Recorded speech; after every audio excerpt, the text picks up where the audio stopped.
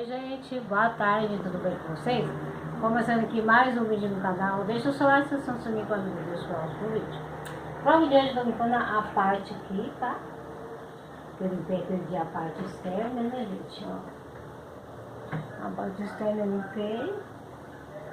E aqui parei de baixo, gente, ó. Né?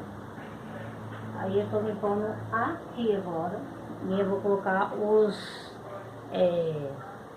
imãs de geladeira, tá? Ah, que bonitinho, gente. Gracinha. Olha.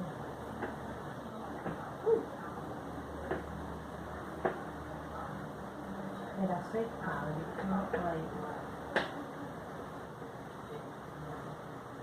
Eu coloquei o aqui, gente, olha que bonitinho. Eu vou deixar secar e vou colocar ele aqui. Ele ficou vermelho. Tá meio olhado, gente. Eu vou colocar aqui, ó.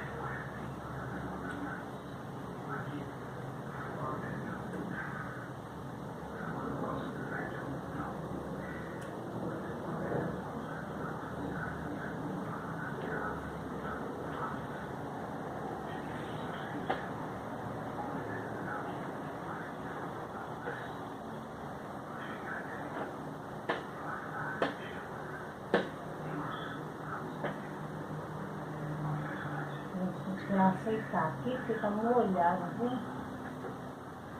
Não tá escorregando. Espera só um pouquinho, tá, gente? Já volto. Aí, gente, vou colocar esses imãs de geladeira, né? Vou colocar aqui. E tem um da Chiquinha, gente, ó, que bonitinho.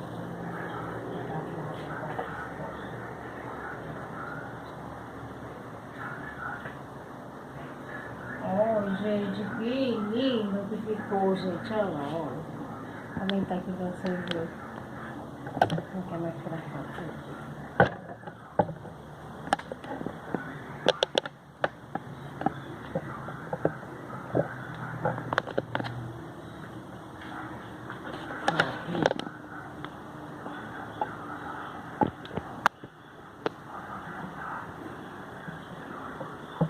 Tá vendo, gente? Aqui, olha que lindo, gente. Olha. Dá pra vocês verem isso que não, né, gente?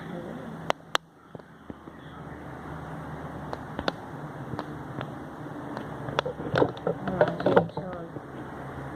Que lindo, gente, olha. Que bonitinho, ficou.